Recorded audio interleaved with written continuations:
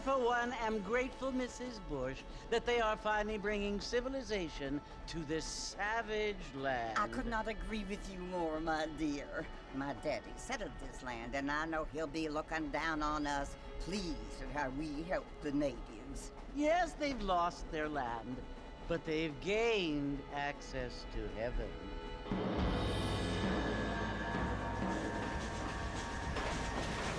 But Father, do you mean unless an innocent receives communion, they're destined to go to hell? That hardly seems fair. What I mean to say, Jenny, is that there is a great deal of difference between an innocent and a savage. I never thought of it that way. Yes, they lived like animals, but they're happier now.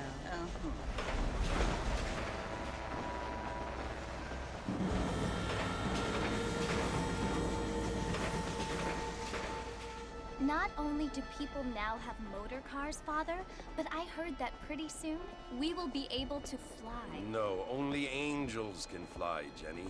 No, apparently people can fly.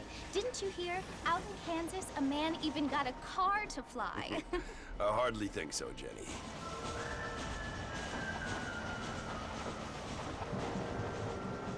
Apparently, Mr. Johns wants to run for governor, which is why he's so concerned with cleaning up the state. Nate Johns. Yes. His family is nothing but hillbilly trash that came here after the war. I don't want to be judgmental, but this state should not be ruled by such a disgusting family. A family without class. Apparently. The Johns family have made a lot of money, and he has a lot of friends in politics.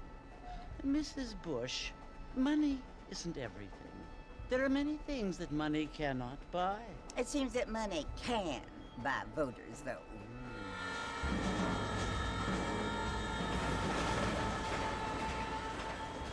What you must remember, my dear, is that we have been brought here to spread the word. And the word and civilization, they are the same thing. They are the gifts.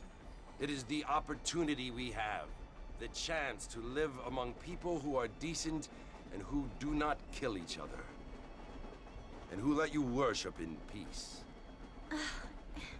It's so confusing, Father. Sometimes I find it impossible to make the distinction between a loving act and a hateful one. I mean, they often seem to be the same thing. Yes, Jenny, it is confusing. But you only have to ask me if you need help. Indeed. Well, here we are, Mrs. Bush. Armadillo.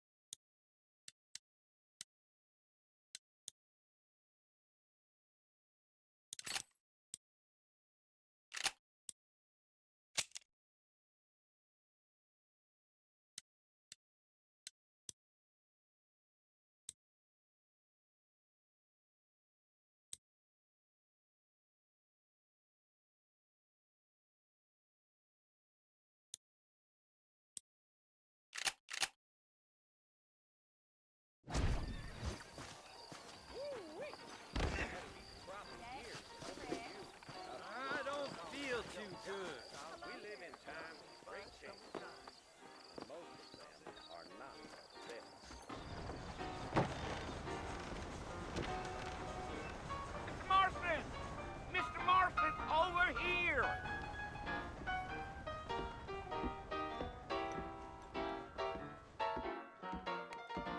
You must be John Marston. Sometimes. I'm Jake. Your friends from Blackwater hired me to guide you. They ain't my friends, but pleased to meet you, Jake. I got the horses saddled up and ready out front.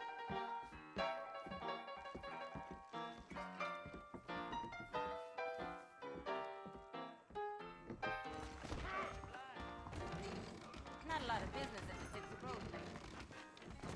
I told him I wasn't buying any land until I found a property for you. So gracious, you ain't friend. You ain't gonna find sturdier horses than these in all of New Ulster. I must be going. Carry on. Easy on the spurs now. We don't need to draw undue attention. Let's go!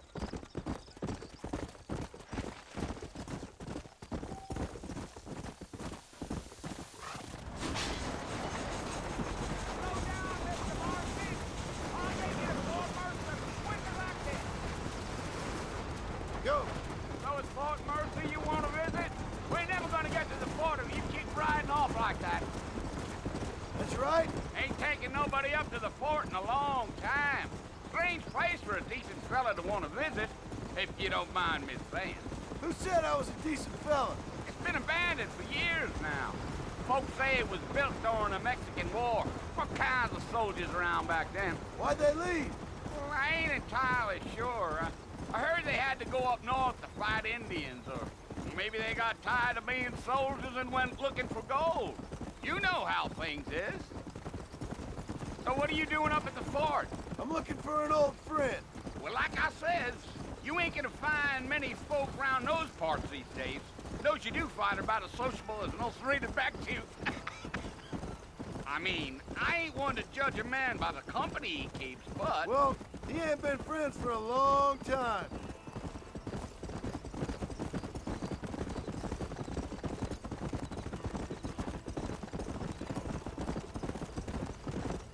Are you planning on spending any time in Armadillo, Mr. Marston? I doubt it. I ain't planning on staying very long. Well, if you're fixing for some female company, you can do a lot worse than Armadillo. Fine as cream gravy they are. Not like Thieves' Landing. Dang, those girls ain't even fit for a drinking man to hole up with. I'm a married man, I'm afraid. Ain't we all?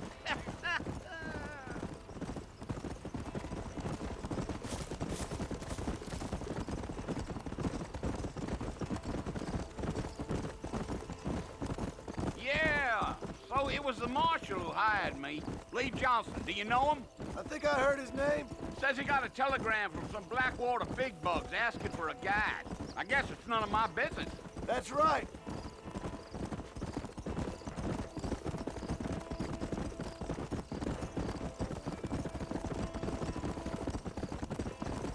You ain't very talkative, are you? Nope. I'm just chewing the dog, mister. It's how I am. I don't mean nothing by it. Trust me. There's things you better off not knowing. I'll tell you, Mr. Marston, those coyotes eat better than I do. Almost there, Mr. Marston. Just over this hill. Let's go.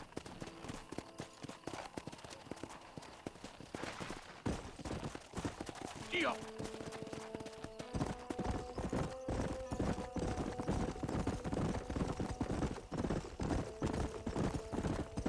Slow down. Listen, mister. This here is what's left of Fort Mercer. Some gang rode in and took the place over. So I understand. This is where we part ways, friend. You have yourself a good time.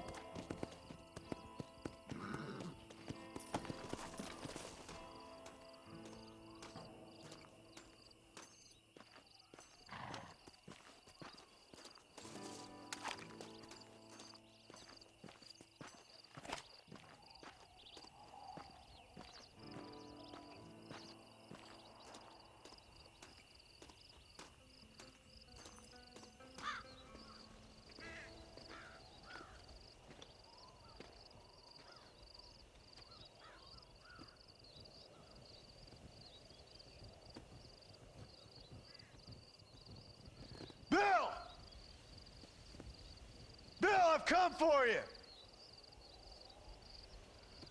Bill Williamson! Come out here right now! Go away now, John. Don't make me kill you. Nobody needs to kill anyone, Bill. You must think I was born yesterday. You always did think I was an idiot. That ain't fair, Bill. You were as my brother. I've come to try to save you. Oh. Do I look like I need saving? Bill, please. They want to kill us all. I can help you. Well, you never tried to save me before. You only seemed to save yourself. Bill, I implore you think about this. You implore me? You implore me. You always were one for fancy words. Oh. Well, things are different now, John. Now I'm in charge. No more Dutch. And no more you. Implores. I implores you to go back and tell them to send someone just a little bit more impressive next time. Well? Oh. Poor John.